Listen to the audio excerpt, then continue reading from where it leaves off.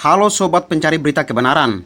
Pada video kali ini kita akan menjelaskan tentang kisah kelahiran Nabi Isa alaihissalam dalam Al-Quran. Di dalam Al-Quran menyatakan bahwa Nabi Isa al-Masihi atau Isa alaihissalam lahir di Baitul Lahim atau Bethlehem di Palestina, tempat kelahiran Nabi Isa alaihissalam. Kisah kelahiran Nabi Isa alaihissalam dijelaskan dalam Al-Quran surat Maryam dan Ali Imran. Terdapat 17 ayat yang menjelaskan kelahiran Nabi Isa putra Maryam adalah keturunan Daud alaihissalam. Maryam berasal dari keluarga yang bersih lagi baik di kalangan Bani Israel, sehingga jadilah Maryam seorang wanita ahli ibadah terkenal yang mencurahkan segenap hidupnya untuk ibadah dan tidak kawin. Suatu hari Jibril datang menemui Maryam dengan wujud manusia utuh.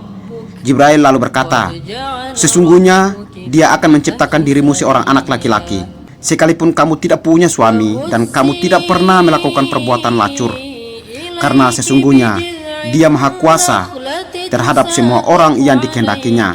Setelah malaikat Jibril menjelma dalam rupa manusia yang sempurna di hadapan Maryam, saat itu Maryam berada di suatu tempat yang menyendiri. Antara dia dan kaumnya terdapat hijab atau dinding penghalang. Maryam merasa takut kepada malaikat Jibril. Ia memandang bahwa Jibril hendak berbuat tidak senonoh terhadap dirinya. Maryam berkata, "Sesungguhnya aku berlindung darimu kepada Tuhan yang Maha Pemurah, jika kamu seorang yang bertakwa." Saat Maryam mengingatkan malaikat Jibril kepada Tuhan yang Maha Pemurah, maka malaikat Jibril gemetar karena takut dan wujudnya kembali berubah seperti rupa asli. Lalu Jibril berkata, "Sesungguhnya aku ini hanya seorang utusan Tuhanmu untuk memberimu seorang anak laki-laki yang suci." Terbaca dalam Quran surat Maryam yang ke-19. Maryam merasa heran dengan berita tersebut, maka ia menyatakan, "Bagaimana aku bisa punya anak laki-laki? Dengan cara apakah akan terjadi kelahiran anak laki-laki seperti itu dariku? Padahal aku bukanlah wanita yang bersuami, dan mustahil aku berbuat lacur." Karena itulah dalam ayat selanjutnya disebutkan bahwa Maryam berkata, "Sedangkan tidak pernah seorang manusia pun menyentuh, dan aku bukan pula seorang pezina." Terbaca dalam surat Maryam yang ke-20. Malaikat Jibril lalu melakukan tiupan ke dalam baju karung Maryam. Lalu tiupan itu turun ke bagian bawah tubuhnya hingga masuk di dalam rahim dari Maryam. Maryam mengandung, lalu ia menyisihkan dirinya dengan kandungannya itu ke tempat yang jauh. Maka rasa sakit akan melahirkan anak memaksa ia bersandar pada pangkal pohon kurma. Ia berkata, "Aduhai, alangkah baiknya aku mati sebelum ini, dan aku menjadi sesuatu yang tidak berarti." Setelah Maryam merasa dirinya berbadan dua, terasa sempitlah dadanya karena kebingungan. Ia tidak mengetahui apa yang harus dikatakannya kepada orang-orang.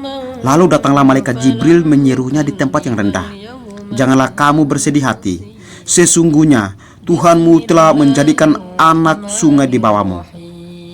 Dan goyanglah pangkal pohon kurma itu ke arahmu.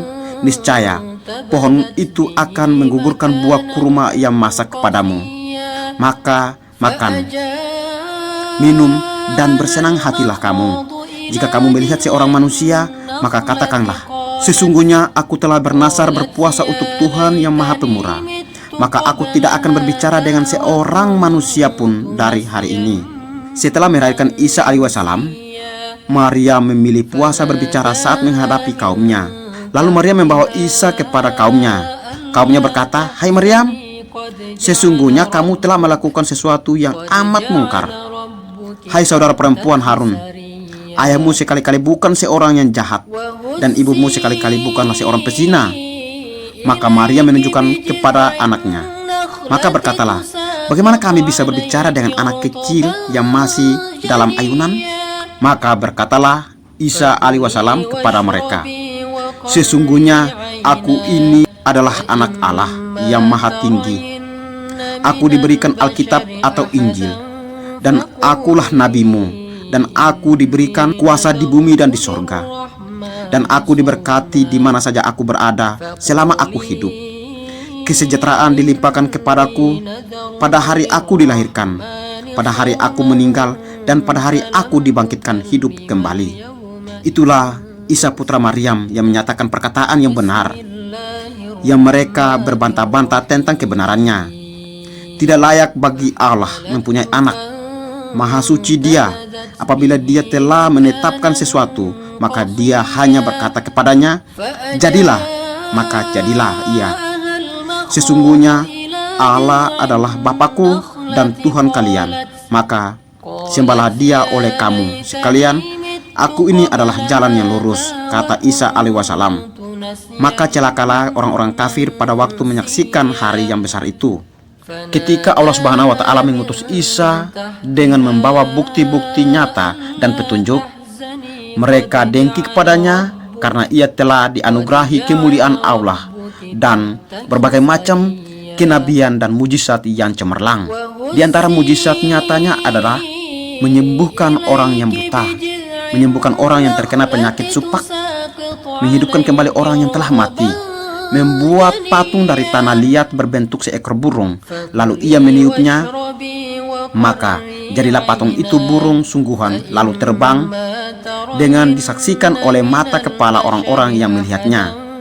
Banyak pula mujizat lain sebagai kehormatan baginya dari Allah Subhanahu wa Ta'ala dalam Isa Al-Masih. Hal tersebut dilakukannya oleh Isa Al-Masih melalui kedua tangannya. Akan tetapi, sekalipun demikian, mereka mendustakannya, menantangnya, serta berupaya untuk mengganggunya dengan segala kemampuan yang mereka miliki. Sehingga hal tersebut membuat Nabi Isa alaihi wasallam tidak dapat tinggal satu negeri bersama mereka, melainkan banyak mengembara, dan ibunya pun ikut mengembara bersamanya.